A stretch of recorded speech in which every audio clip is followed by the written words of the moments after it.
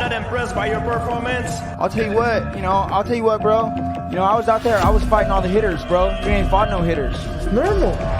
Come on, guys. It's normal. So if I was you, I hope to God you come ready. Because if you don't, I'm gonna beat you with a living death.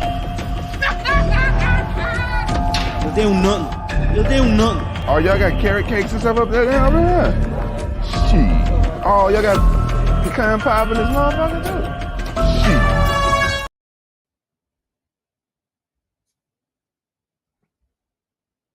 Episode of Dust Up Shit Down, episode 25, and helping me do that this week are my bros, my brother MacD, my brother Naz. How you man's doing? Let's start with Naz. How you doing, my brother? Yeah, man, I'm blessed, man. Happy to be here. I'm not gonna lie, I got a lot of shit to say about MMA, so let's get this going. What are you saying, Jordan? I'm good, mate. I'm good. MacD, whatever you want to call me.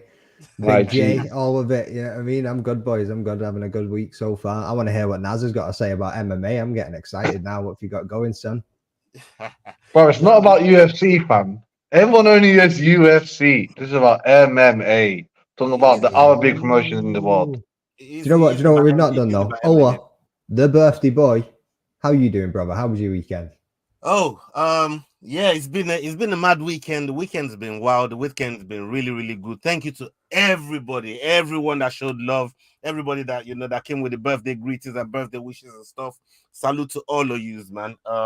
Yeah, you man are the best. And my team, my crew, my people, my squad, man, thank you so much, man. You really made man feel young and thing, man. So I appreciate it. You're only 25. People, the big 5-0. He hit it. He's 25, bro. Give you the credit, man. I just about to give you the credit that you man made man feel young and you're gonna add 5 years on my shit. What's wrong with you, man? You know what I mean? I've been after my kids. Like every time my kids are trying to put an extra year on the thing, they're trying to put extra 2 years on the thing like that. You're getting old. I'm like, no, calm down, man. You know what I mean? I'll still run rings around you on the pitch, boys. Don't you worry about it. How you wishes? No, 100% though. Big up everybody, man. Carl Rossi, Wolfie, I see you, man. United Standard. Salute to you for joining us. Big up Afro Thunder in the house. Big up all the regulars in the house, man. Salute to all of you, man. Big up yourselves. Now, we've just had a nice little card that just went past, and it was a card that I was a little bit gutted at, especially the main event. But it is what it is. Now, let me come to Naz first, because Naz kind of saw something. He saw something might happen. You know what I mean? And Paul Craig versus Brendan Allen. Let's start there, right? For me, looking at that fight, I saw some high level jiu-jitsu shit. You know what I mean? I've not seen one quite that good since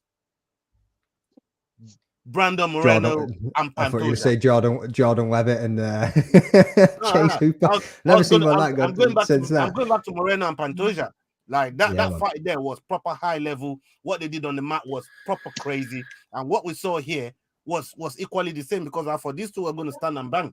I didn't think these two were going to be going for submissions, trying to put each other out of submissions. But what did you take out of the fight, and what did you think of that main event in itself? Bro, honestly, man, it wasn't what I expected. Yeah, first thing, when I see big old Paul Craig coming in looking like a 205er, I thought, okay, like strength's gonna, young man strength versus a big burly man, big first. I thought that's gonna straight away negate itself out. But Allen was stronger, man. I just couldn't. Even now, I keep thinking about how did Allen pick him up at one point? How can you do it if someone doesn't want to be lifted? And obviously, you're saying the jiu-jitsu skills. They were obviously, that's super high level jiu-jitsu. If anything, I think he's probably up there, top 10 jiu-jitsu specialists in the Zuffa era of MMA, of UFC. Like Paul Craig, he has wins over Jamal Hill. Like, you know what I'm saying? Ankalaev. This guy is legit, and he did catch Brendan Allen in what was usually a game ender in most of his prior fights. He caught him in there as Allen was trying to catch him in a rear naked choke just before that. And most people will tap on that calf slice, especially when I see a lot of breakdowns now on it. They're all going on how it pulled the knee and his ankle, as well as going to the calf. And he went on about his knee and ankle afterwards.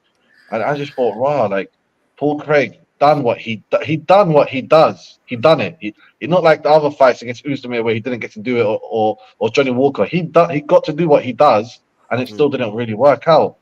And Brandon Allen, honestly, this guy, man, I reckon he might be a big contender in the future. I looked at his past record. I watched the Sean Strickland fight, and that fight, even though Sean Strickland was different back then, it was a highly competitive fight until Sean got the last third round choke, I believe. So, Allen also followed the pattern. He had dead animal on his head. It seems everyone that had a hat with some kind of dead animal won their fight. So, on and on, bro. The world's his oyster, and I love him for bringing his daughter everywhere. His daughter was at the press conference during the fight. He was on the cage. He was looking for her afterwards. Everywhere he goes, she was there. Yeah, man. Look, it was a brilliant show, and the showing of skill sets, the amount of reversals that we saw. McD, let me ask you this: do you think this cemented Brendan Allen as legit as as legit as sold to us? Because people might have had doubts in the first place. Maybe if it comes against somebody as legit as Paul Craig, maybe he's going to be found wanting. But it didn't look like it, bro. It did not look like it. What did you make of Brendan Allen's win in that fight and his whole performance?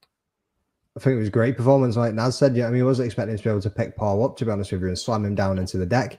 But then it also goes into showing his strength as well. I wasn't expecting him to be able to wobble Craig as much as he did. I expected him. He's got better striking. We knew that he was going to have better striking, but I wasn't expecting the power to be hitting Paul. And he was at one point, going side to side, and then ended up having to duck in and go for a takedown as quick as he could to make sure that he didn't get absolutely flatlined.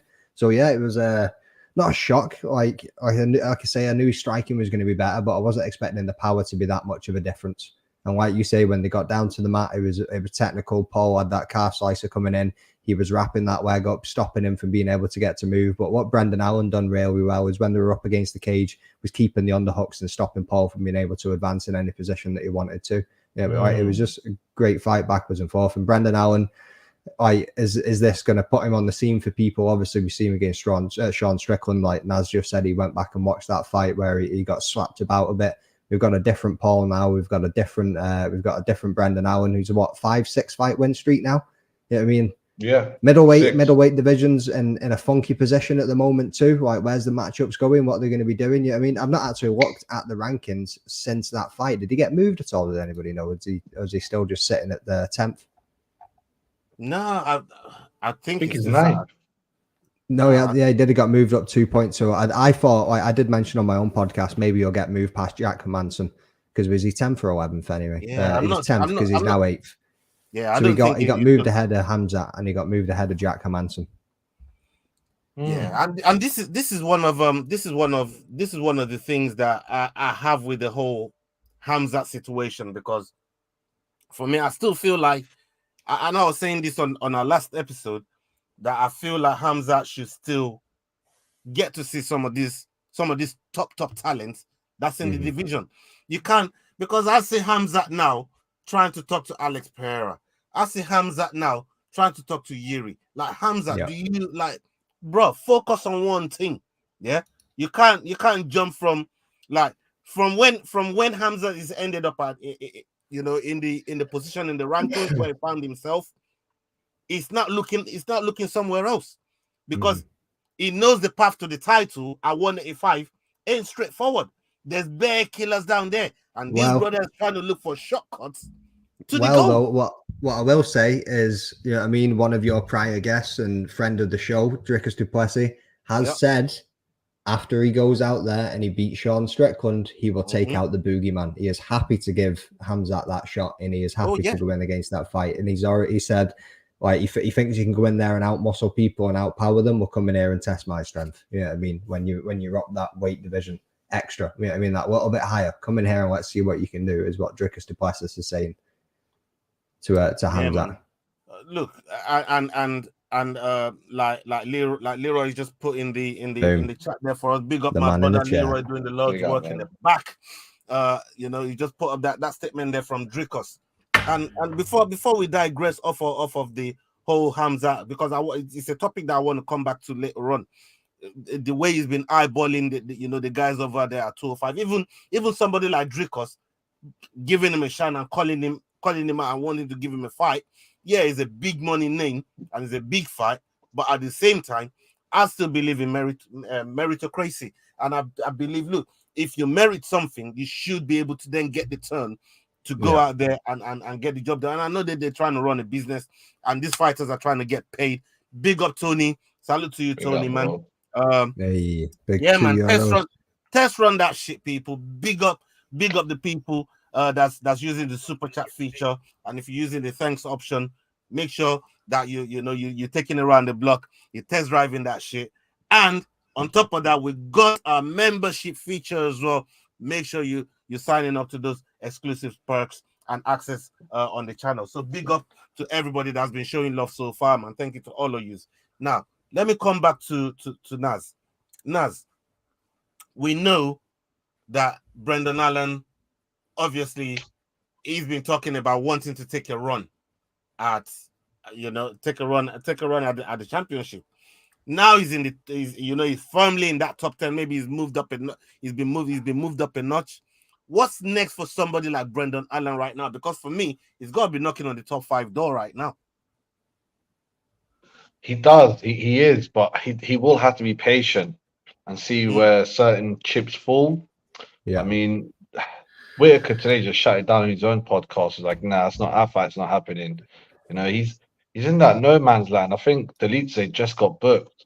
Like, Hermanson fight's not feasible. Yeah, Delice just got booked, didn't he? Oh, he's in a weird spot where he might even need, if he wants to fight sooner than later, he might bloody need a welterweight to come up for him. But he was talking about UFC 300 as well. I mean, he doesn't really know himself. He's just happy that he's at that main event stage, going up the ladder. But with that win, like, he'll financially be fine for a while. That win, he's on a good contract now. He's got the win bonus, and night fight of the night. So I feel finish with the night, actually performance of the night. So I feel like he can sit back and wait, but he's ready to go right now. As far as the UFC, I'll try to. Where's Vittori at? I'll possibly try to get Vittori, but Vittori, I don't think he'll take. I'm not sure, but Vittori's the kind of guy who'll be like, "F it, I'll do it." Like, yeah, fuck it, let's go. Okay, I don't mind. I'll give it to either Vittori or Whitaker. Might just need to bite that bullet. Like, it ain't about where you're ranked.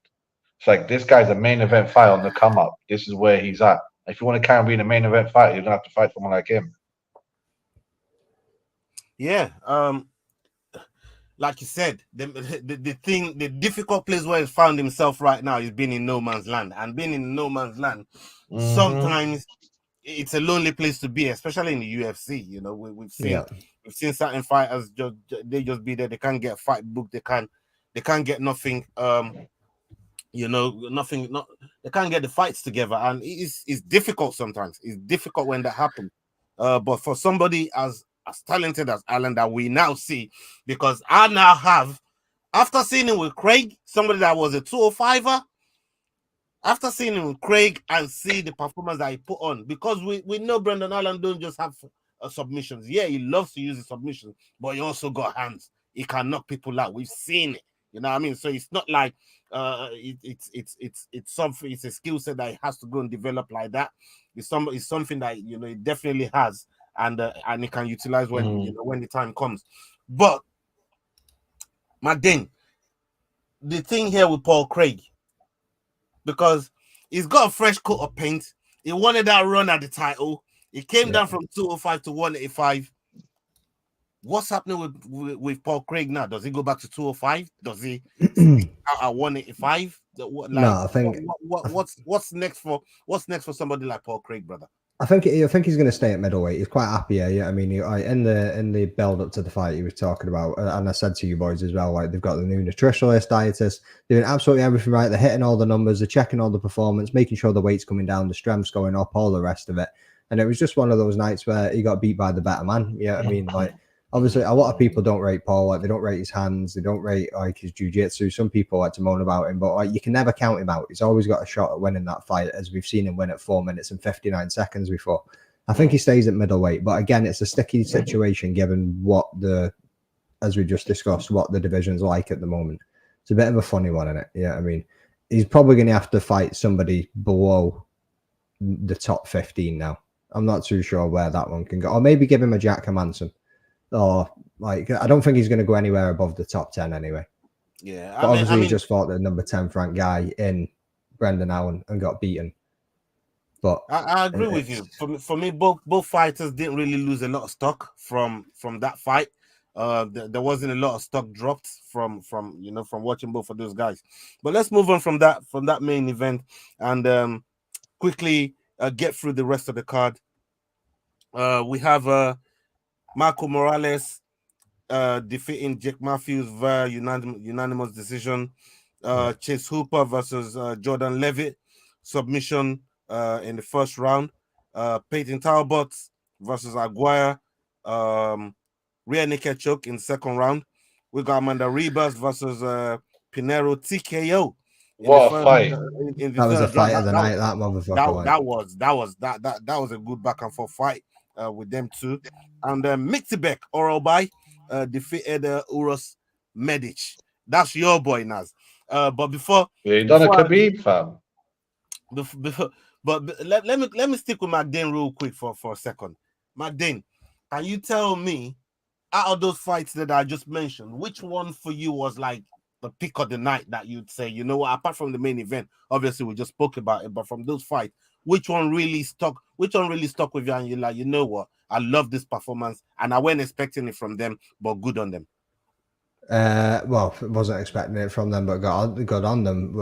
Fucking hell.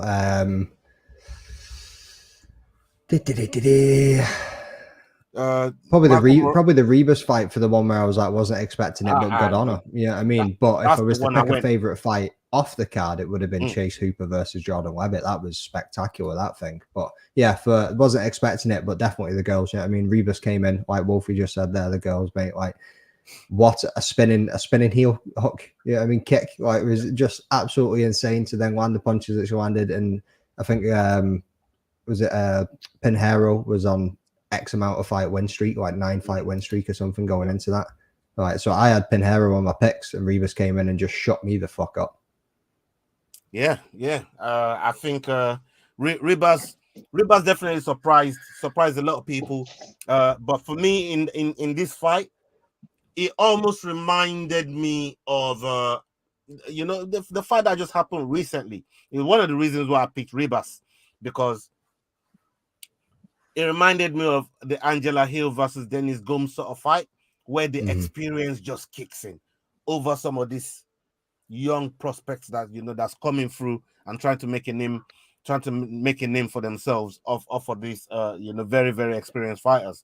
And the way Angela Hill just dictated that fight from start to finish, took all the shots from Dennis Gomes and just took her to the cleaners and just point one, she got a point win. And here we have a finish from Amanda Ribas, which is even more how do you say? It's more of an enticing look. It's a better look for Ribas than trying to point score over Pinheiro, because with Angela Hill, she just point scores over Dennis Gomes, but at least with Ribas, she got finished, But what about you, Naz? I know Orolbai, Miktibek Orolbai was your guy. I ain't know about this brother. I saw his name and I couldn't even pronounce his name, but still can't pronounce it. Thank you to the Brendan Fitzgeralds and the Felders of this world. They helped us out with that one. Now I know how to call the man's name. Is Miktibek Orolbai. That's how you call the man's name. Now talk to us about that one there, brother. Yeah, the L is silent. I'm telling you, I was reading a little article before this, and in the comment section, it was actually MMA Fighting, a real one's little. And there's a comment, and it's like, oh, this guy's meant to be like Khabib. I was like, oh, okay. I mean, that's every fighter that comes up from a nation with the last word Stan. And he kind of did live up to it, man. Even the neck crank. that's such a Khabib thing to do. That's such like, nah, I'm not even gonna try go for the neck. And usually fighters that get a hard neck crack, they usually give up the neck so that then they could create a second situation where they could squirm out of it or something. But he didn't even. It was so tight around the jaw. Remind me of McGregor, Khabib. Like he tapped this revolutionary striker that had like 20 inches reach advantage on him. Bloody hell! And all of you guys thought he was the man. I was like, yeah, he is the man in a certain dimension, but this guy is a Stanian, and he wore the hat, and the hat man just carried out the whole day. Yeah, but with his hat. Did you love the crank though? The crank on the jawline. We were saying it in the watch along as we were watching it. Even his wrestling was very Khabib-ish. Like, yeah, I mean, it was the pressure wrestling, the sambo takedowns, the wrapping the legs up, not letting him get away from him. Like, yeah, very, very the top pressure. Yeah, I mean, like the man couldn't get away from him, didn't know what to do with himself. Like, he was fucked from the get-go. Yeah, I couldn't agree more. And like I said, Nas, that was your guy, that was your pick, and yeah, he came through correct. He's a savage, bro. And yeah, you know the craziest thing. You know what's even more impressive? He said, I don't even like fighting at 170. Like, get me down to 155 so I can show these brothers what time it is. I'm like, oh, it's gonna be a weight bully then. Yeah, that's how that one's going. No, it's like, bro, obviously this thing here is some short notice thing for him. You know what I mean? It's like, listen, when I put myself, when I apply myself properly, I'll come down to 155. Like that's my real weight class, you know. So, at least that's what the translator was trying to put across from what I heard. Obviously, I was there watching you guys, supporting you guys on the night as well when you was doing the. Bro, the translators, fantastic job from you boys as well. I just wanted to big you boys up on that watch along, man. Salute to both of you, man. Big up for that. The translators. I was about to say, and Will, don't forget Will, bro. Yeah, yeah. Will's a G, you know. I'm not rate for coming on that, man. Yeah, man. Fuck Will, man. Who's gonna say fuck Will with me? He was falling asleep anyway. He was falling asleep anyway. Fuck Will. He was sitting there. Put fuck Will in the chat, people. Yeah, let's go. Wolfie, don't feel shy, bro. Yeah, Wolfie, do not feel shy. Fuck Will. Yes. No, he's coming on our show. No more of that. Now you were saying something, brother. Yeah, the translators, man, they weren't ready. They didn't think Urlubai's gonna win. He wasn't ready. The Indonesian brother Sagera, they didn't think he was ready gonna win. They weren't ready for these hat brothers. Like, what language is this? But yeah, man. I big up Veggie Hot Dog F1. Yes, Veggie Hot Dog. Guys, big up yourself. You guys, man. Bloody hell. Look at that. Nah, love. It's all love. Don't bring me into this. Fucked up. I swear to God. Big up yourself. Hey, yo, Wolfie, man. Come on, man.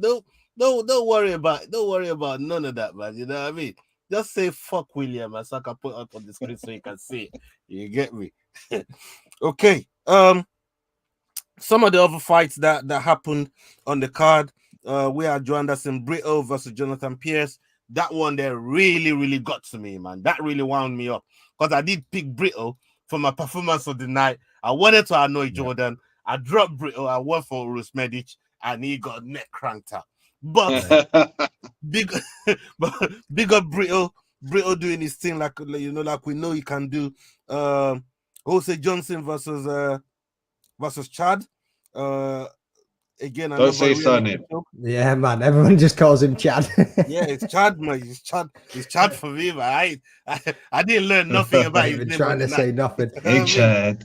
We have CLD defeating Tulalan again via TKO punches.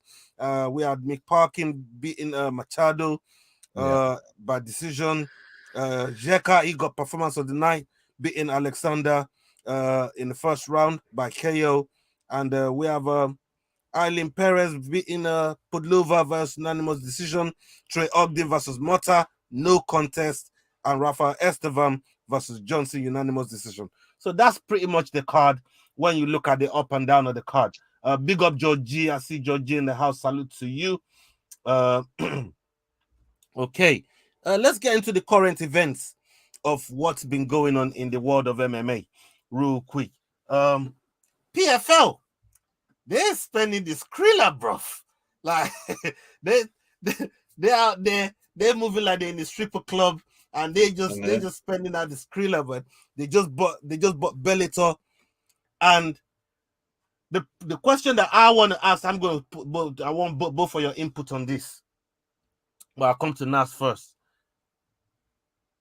The staff that they've got now on the payroll over there at Bellator, what happens with those players now? What happens with those fighters? What happens with the contract that they have? Does it get sold alongside to PFL? The guys that the guys that got banned for drugs, does PFL bring them back into the fold? Like, it's not like people weren't popping at PFL anyways, you know what I mean? They were popping left, right, and center over there. So they can't please complain. tell us what do you think of this whole amalgamation between PFL and Bellator? What's going to happen? So on and so forth. Please educate us, people. Well, it's getting a lot of exposure, and it did explode to the scene. But I do feel like we don't have enough substance behind it. It's not as it wasn't like Pride in UFC. I felt that back in the day, that one felt big. That one was a big hoax. Yeah. Where this one is foolproof. This is 2023, not 2000 and whatever, where no one trusted any lawyers, and it seems they had all the fighters on the contract basically. And even though there's 2 weight divisions missing, they're gonna make sure that they'll find a home, whether most likely have to move up a weight class. The biggest story that no one wants to talk about is the bantamweight, but I'll probably touch that for later. But right now, I'm talking about the other employees. The 28 employees, which is a very low number. I didn't believe it when you said it on the Ariel Wani show. Yeah, I was shocked.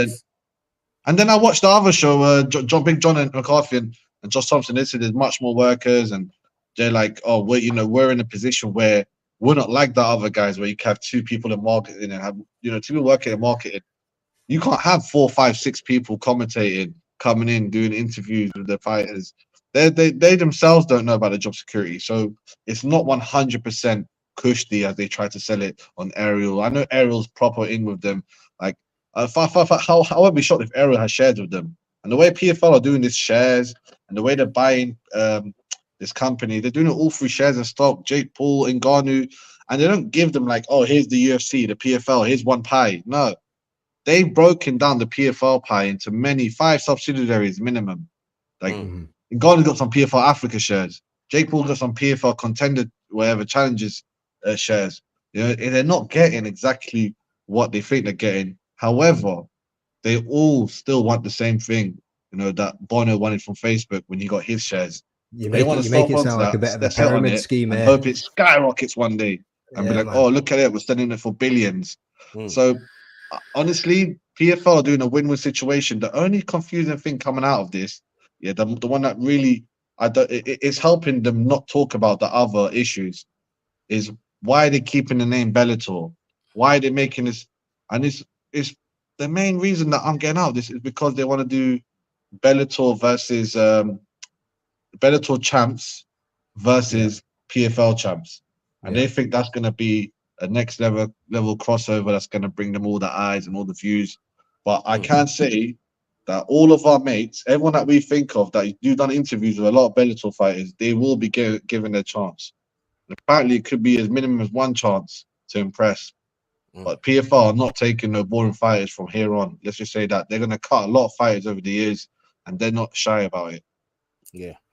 Okay, MacD, the same question to you. Like, what's your take on the whole takeover, and Naz is just explained with people like Big John McCarthy and some of the other guys that they got that works for the company in the background. Some of the fighters that they got, we definitely got a handful of fighters that that rock with Bellator. People like Kenny Black Diamond, Dre Miley, Mark Irwin, Aaron Jeffrey. Dre Miley's just gone to the APFC now, hasn't he? So he kind of got out just in time.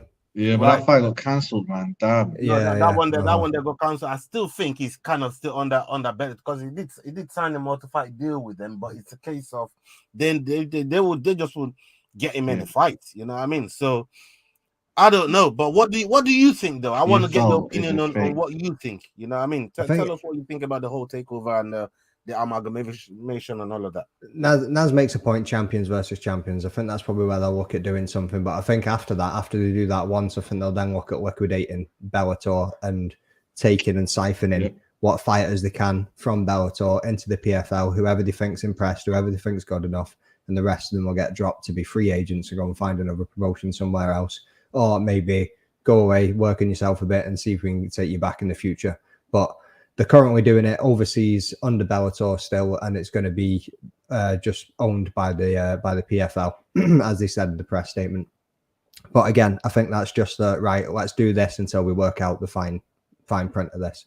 Let's do this until we figure out what we need to do in the background to do what we do to take these fighters over here. Because, like you say, fighters are getting popped left, right, and center in the PFL, and if they carry on going the way that it's going, they're going to lose half the roster. Right? How do we stop that from happening? I know. Let's buy Bellator and take half of their fucking fighters out of there. Yeah, I mean, like, it's all a bit convenient and all decent timing for them with certain things that go on with it. Because the whole tournament thing's a bit mad in it. I know that puts off some people from watching it. Like, I've only ever watched the tournament when Stevie Ray was in it. I've never bothered really to watch that much of it, to be honest with you. Yeah. So it's going to be. Like you say as well, like the siphoning it off, it's kind of like a pyramid scheme, like and they're running it by stocks and shares. Well, you need the interest if you want to drive up that stock. You know what I mean? You need the public interest. You need something that's going to be driving it, right? Yeah, the interest is Saudi money. Yeah, exactly. Yeah, I mean, like, so they're finding a way of they're going to stay afloat for a while, mate. They literally just said the same thing there. You know what I mean, found a way to stay afloat there, but. I don't know, man. Is it going to reach the heights that they're expecting, or is it going to fade away in the future too? Like, who knows? We'll just need to wait and see. I mean, only time will tell. I'm definitely interested to see what they do with some of the fighters that's on the Bellator roster. One of the interesting things. Sorry to interrupt you there. One of the other interesting things that's been announced this week is that One Championship's financial runway expected to expire in 2024, with Qatar investors are reportedly embarrassed of their involvement with the One Championship. We might need to find more funding soon. So what's going to be happening with One? Like, again, I don't know. The One's got the Asia thing. This spot right now. Yeah, I know they've got champions upon champions fighting in it. I wouldn't be surprised if the Saudis has got something to do with some of these takeovers that's happening right now, man. I will not be shocked, bro, if they had some kind of hand in it. 100%. You know, in some of the acquirement that we're seeing right now. Okay, we got there's a talk here. Dustin still talking about Conor McGregor, like they're looking for that fourth fight. Obviously, he's just coming off of that BMF thing there with Justin Gaethje. And I mean, what's really next for Dustin? Because I do like Dustin. I like Dustin Poirier a lot. I like him as a fighter. I like what he's done over his career.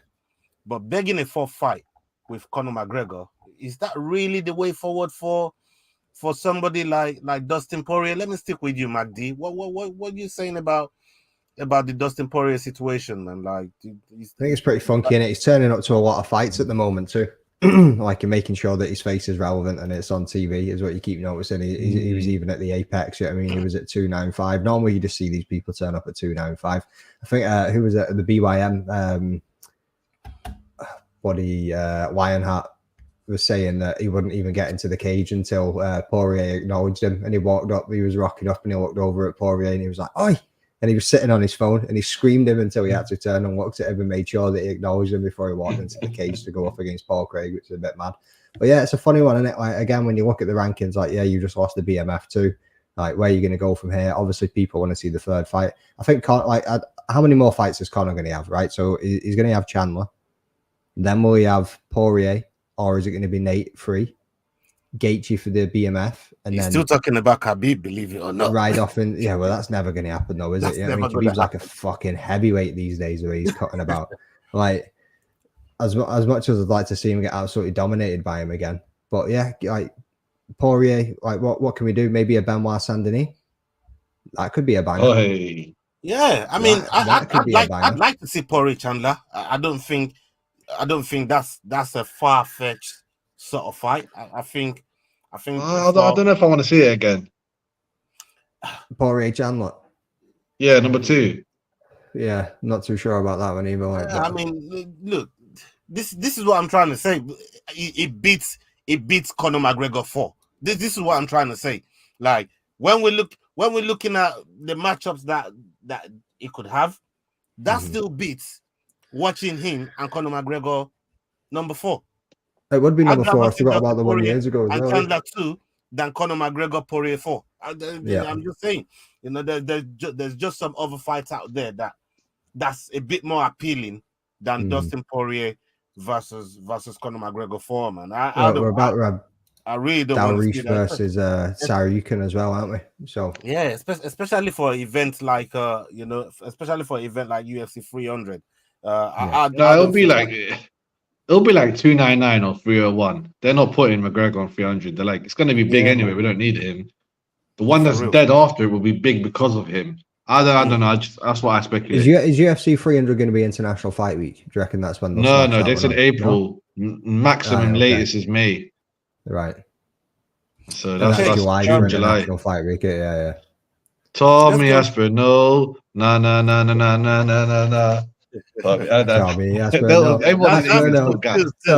Asper, no. Don't get me started, bro. I've done this. He's definitely better than the Chelsea song. I tell you he's dead to Ola now. Anyway, he's dead to Ola. As soon as he's seen him in that Old Trafford, I mean, standing in the theatre of dreams. I got to throw my jabs in when I can get a meme. I got to throw my jabs in. Not even Nas can argue that Sunday is even better than Chelsea chat, man. You know what I mean? It's true though. I'm not gonna lie or deny. Okay. We got Dan Hooker. Dan Hooker is definitely stepping out of this fight here with Bobby Green, and he sustained the injury during sparring at CKB. But Bobby Green is like, who's gangster like me? Who's gonna step up on 10 days notice, on 11 days notice, and come and get that and come and get this work? Let's play matchmaking a little bit, like we just done here with Poirier situation. Let's do it for Bobby. Did you see who said he was gangster enough? Who? Terence McKinney. That makes sense as well. Gangster enough. He said short notice for Drew Dober. Was it short notice for Frivola? Short notice for somebody else, can't remember who. And he was like, I'll do it. You know what? He should do it. He should. It makes sense. I'd watch that. I like those two. I definitely watch that. I think those two definitely viable.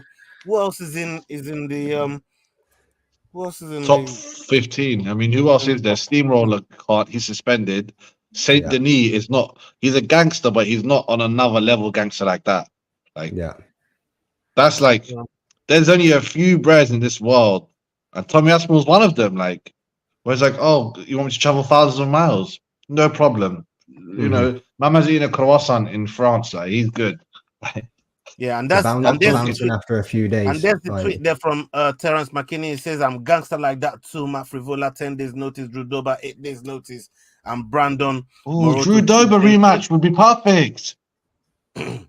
Yeah, because he was getting pieced up by Bobby. He was getting pieced up by him. The little checks. Even he was landing these weird punches on him, like just snaking them. I'm like, how is he schooling this guy? But then he just needs one.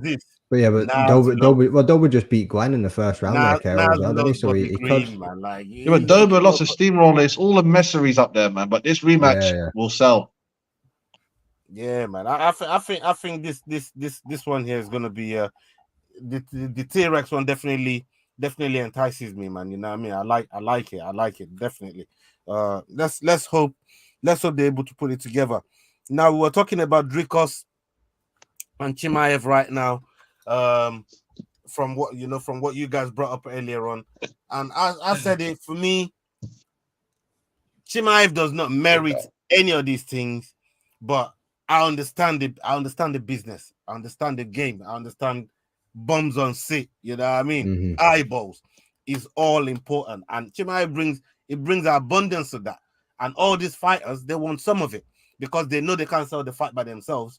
So bring the next man that's gonna really, push the needle all the way up for them. And look, and look at that, 10 hours to become a champ for real. Shout out to Terence Balelo, man. Shout out to him, man. You know what I mean? Whilst we're on the Terence Bolello, get yourself over to Shout out to millions.co. that We brother, got man. some 10 Black hours to become Friday a fan, sales. man. Get That's yourself some Terence that's Bolello gear. that's still something that you know that goes on in my head. And people, Wolfie's let me know that the champ graced him with his presence on his channel. So make sure you go and check that content out Mate. on the Fang channel. Make sure you go and support him and check out what he's doing over there. Yeah, man, big up. Okay, so for me, Chimaev, I don't know. I still say he needs to see some of those guys in and around. So it's for somebody from top now. Well, not somebody from top, but it's I still think he needs to see some of those guys between 5th and 8th, 5th and 9th. You know what I mean? He still needs to see some of those guys. Whether he does or not, I don't know. But I mean, some of these guys, at least some of the guys that's fought for the title before, you know, the Vittoris, the Cannoneers. Go and see some of those guys and let's see how you do with some of those guys. You know, some of the guys that's at least fought for the title before. Maybe they didn't win, but they've at least been there. And if he beats them, then he shoots him right back up and say, you know what? Maybe Chimaev is ready for the big time. Even Costa get that fight booked again. Yeah, I mean, let's see what happens with that. Let's see what actually happens with that fight. Yeah, Costa's really a waste man. This guy, no one wants to fight him because he's because like I ban him. Like if you pull out once with me and you're a clown, like if Cannonier pulled out, you're like, oh, this is the most respectable human being pulling out. But if you're like, oh, a clown pulled out, I was waiting for him to do something clowny, and I know it's beyond his control, but he's done it so many times. Like no wonder he doesn't have kids. His pull-out game is banging. That's the only thing he's pretty much good at.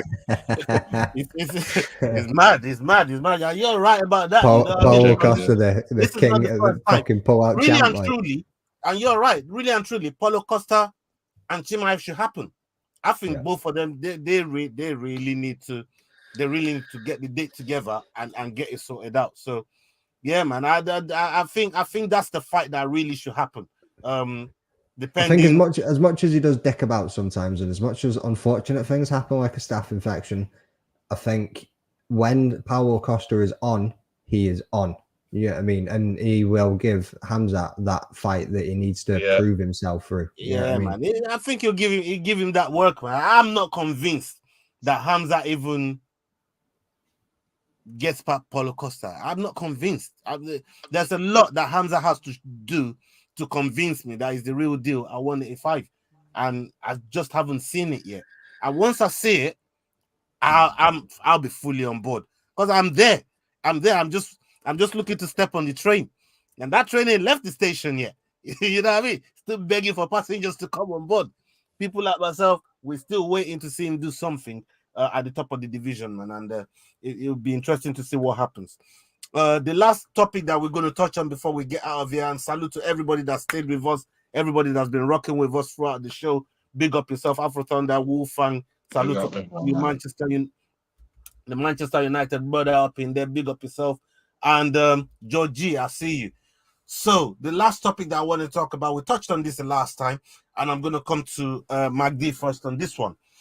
Is Ian Gary's come out and set the record straight on what happened in the gym and why he's left the gym.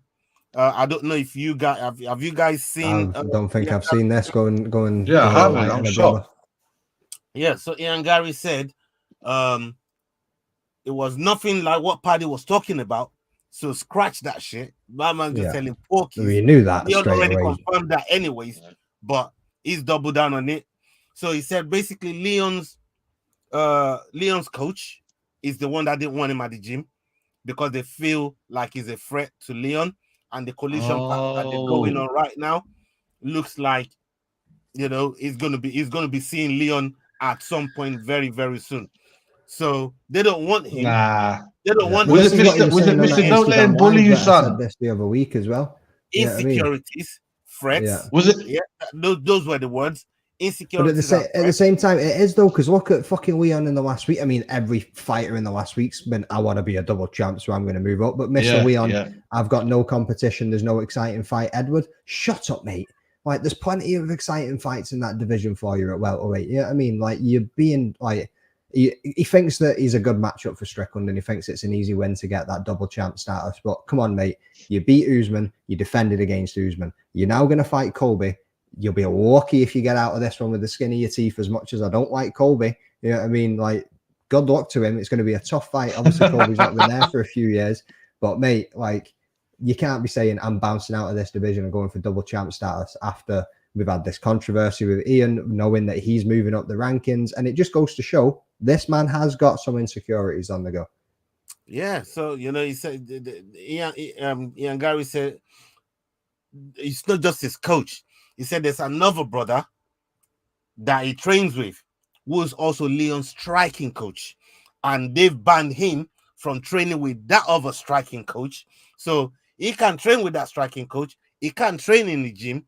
And basically, this is why they've asked him to leave, because they see the threat and they see the insecurities. Now, Naz, what have you made of what MacD's point of view is on this? Because I was going to go to him, but he laid that down real fast, real quick. He don't think much of Leon, but do you think much of Leon? And do you think that it's right to move Ian Gary out of the way so some of the tactics, some of the little intricacies that they do when game planning and stuff like that doesn't really come loose into Ian Gary's hands? What do you think of that whole I mean, from the beginning, like, Ian Gary is just, you know, he's a snake. You don't even need to you don't need to think of any reason. The second you see him, you can just go, yo, sign this contract with your blood. Like, I'm speaking metaphorically, yeah. That's what DC done when he came first time to AKA. Here's a contract with the devil, put your blood stamp on it. You know, brotherhood for life shit. Ian Gary's so far from that guy, and he'll tell you, like, no, I want to put a signature there. Like, well, there you go, get out of it. He's not part of any gang. He's trying to make his own. It's a weird thing that he's doing. What he's doing now, he's usually do this right at the end when your gym's finished, like a Luke Rockhold maybe. Yeah, but he's doing it right early in his career, trying to steal everyone's looks, trying to get the game plan and whatnot. Honestly, I don't know why like no one else is talking about the other gyms and all the other coaches that have told him piss off. Like, he's not a welcome person. He's not a team member. If he's with a team, I guarantee he's paying 20% to that team. He's been put on that level. Like, oh, okay, you think you're hot stuff? Well, hot stuff got to pay that extra money. Like, and I get the striking as well. That's the one thing Leon has going his way. He's got that special kicking type of style behind. I mean, Whitaker had a bit of that karate style early on. You know, had the kick behind the jabs and all that. He doesn't want Gary learning that. But I can't believe Leon Edwards talking about 2 titles. It's like, how dare you? Like, no one's ever spoke about that ever. Like, you have to, you know who he is. He's the guy that's going to get double titled on. You have to. He's so far. He has to beat Islam, and then he has to beat Bilal Muhammad, and he has to beat another Muslim brother probably, and then he can talk about going up. Don't forget about Gilbert Burns. He pissed me off, bro. I'm like, what are you talking about, bro? I mean, you're not humble, fam. Like, don't let him bully you. You're the bully now, bro. I can't wait till Islam comes and schools him, because his jiu-jitsu game is not all that, man. So I think Islam's gonna come up there, wrap around him, get his arm around his neck, choke him out, tell him, "Yes, brother, this is two-way champ." I'm sorry, man. I was actually 50-50 with Leon until that 2-weight stuff. I'm like, bro, you haven't even defended yet. Everybody, UFC 300. That's all anybody's talking about. He's getting the work right now, bro. Like, I've told you before, right? Skills as a fighter, yeah, he's sound. Personality-wise, he's flat as a fucking 2x4. Yeah, I mean, like, he's got fuck all going for him, like. No, look, and this is why I love having you, man, on the show, man, because you man tell it as it is. You man, we don't hold back. You man don't hold back. You know what I mean? You shoot from the hip, man, and I like that. And this thing that's been levied to Leon, you know, it's not something, you know, this is not the first time we've heard it, and it's something that, you know, that it's quite common. Everybody knows about it. You know, it's common knowledge in terms of Leon's personality, and, you know, like I said, even trying to sell the fight, and to go and fight somebody like Colby. I think he knew he had to take that fight with Colby, because Kobe is selling the fuck out of that fight. You know what I mean? Everybody coming to watch Kobe for the build-up. I don't think we're all coming to watch Leon for the build-up. Are you watching Leon for the build-up? Naz, I'm not watching him for the build-up. Maybe for the fight itself, but not for the build-up. And I'm sure Magdi is not watching him for the build-up. Everybody in the chat's not watching him for the build-up because that's not his forte. That's not his thing. But at the same time, like you said, you know, there has to be a certain amount of defenses, you know, for Volk to really dare to dream. For Volkanovski, do you know the amount of defenses he put in at 145 to even think about going to do that? You know, people like Triple C, the amount of work that they put in, you know, Amanda Nunes, who's another double champ, the amount of probably the GOAT of the double champs. Yeah, I mean, like, you know, the defenses that she had to put into to get those privileges. So I believe the amount of defenses that you put in, even for Easy when he went up to 205, the amount of defenses he put on before he even got the chance to go to 205, you've got to rack up them defenses, in it. Even Conor, right? So yeah, he went against like I wouldn't say a washed Eddie Alvarez, but he mind games, all the rest of it, and ended up having a spectacular performance against him. I think Conor's probably the only one that I didn't respect out of all of them. Like, obviously, because he just smashed that Aldo fight and went straight into it. I know, and don't defend it and all the rest of it. But at the same time, it was the come up, the hype. They couldn't not do that. You know what I mean? Like they had to go with that one. Like you say, bums on seats. I just didn't like it, but I understood it. I got it. You know what I mean? With this one here, I don't get it. You know what I mean? Like your last defense, some people said the fighter you beat, maybe even won. It's not even like one of those. So Naz has been overheated. You need to get a fan on your phone, bro. Naz has been streaming. He's been streaming. I know it was on Tony's show before he came here. So big up yourself, Naz. We're just about to end it now, anyways, man. But let me quickly ask you. You going to Newcastle on the weekend for Cage Warriors? Our boy Rhys McEwan is on there for the vacant bantamweight title. We even got the 205 Modestas' belt is also up for grabs on that card. Oh wait, no, that's been called off. I think for an injury. Yeah, so boom, there's only two on there now. There's only two title fights. Okay. You got the middleweight and the bantamweight. And bantamweight. Yeah, gotcha. So well, I actually just watched Stanton in London defend it against James Webb as well, and James Webb was doing one like hell of a fight to begin with, and I thought James might have took it, and all of a sudden Stanton came out of nowhere and just blasted him, and I was like, shit. It's crazy, bro. It's crazy, man. But that card, I look at that card and I see 18. There's 18 fights on the card. Yeah, like it's incredible. Do you know what time the fights start on the card? So we got an email a couple of weeks ago saying that the doors are opening at 3. Now we've lost this light heavyweight. I think the doors are opening at 4:30, or maybe the fight's due to start at 4:30. Let me fucking double check. Right. 1 second. Okay. Doors at 4:30 on Saturday. Right. So okay. How long does it take you drive up? Nah, bro. Like I said, it's a good maybe. Yeah, I don't want to push it. I don't want to fuck it up. It's a good maybe. It's a good maybe. Yeah. See, when I'm on the road, road on the way there, and I give you man a call, that's when you know that that maybe it's actually been turned into a yes. So, but I'm because I still got plans on the day. So I probably not going to be turning up till about 8:00, something. Right, okay. Something around that time. And there's still going to be bare fights. Oh, still bare fights on that. Yeah. On the card, there's going to be plenty of fights to catch. But I like how Cage Warriors done it, because I went and seen them at the Indigo at the O2, and they're pretty quick how they turn them out, even with a lot of fights on it. The one thing that I will say to people, if they ever go and watch Cage Warriors at the Indigo, get a seat. So you're standing there for 7 or 8 hours. Watch it. It's an epic setup for the way that they've got the stage and everything, mate. But my old man knees were kicking in. I had to go and sit down against the wall. I was dying, man. Old to be standing for that long, man. Yeah, fuck that, bro. I'm never doing that shit again. Like that's what I was saying to the boys. I'm way too old to be standing for that long, man. You know what I mean? No. Seriously. Yeah, man. So, but I'm looking forward to the weekend.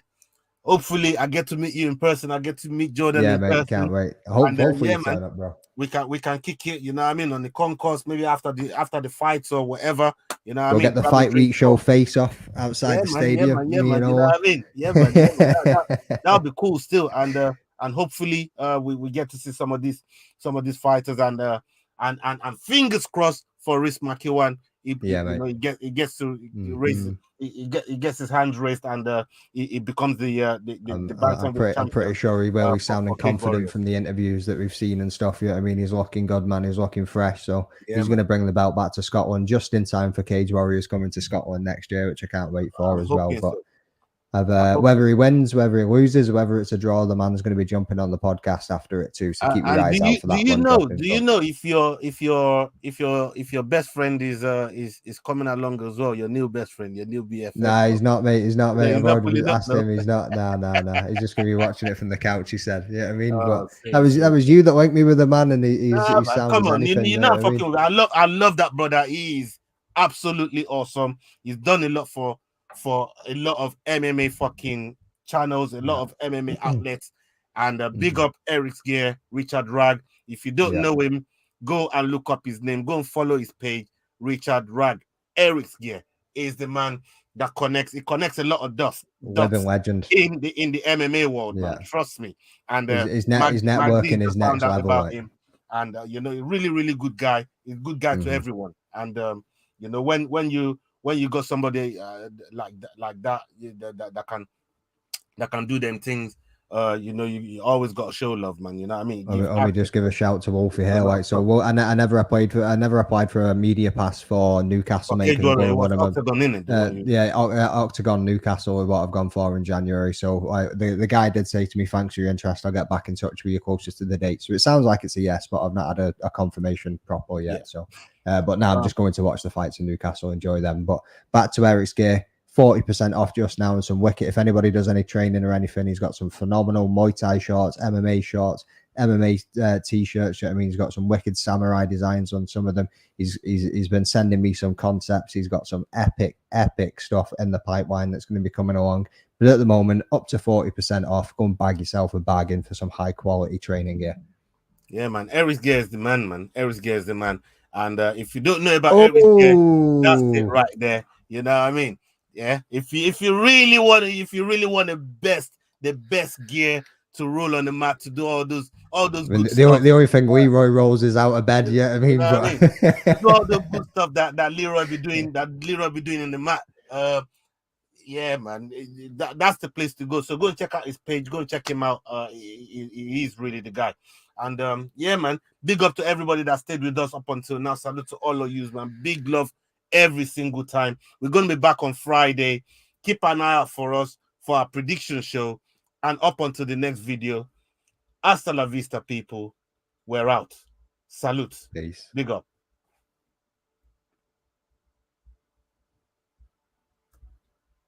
What round they rise to find ass? You're playing touch butt with that dork in the park, the ponytail.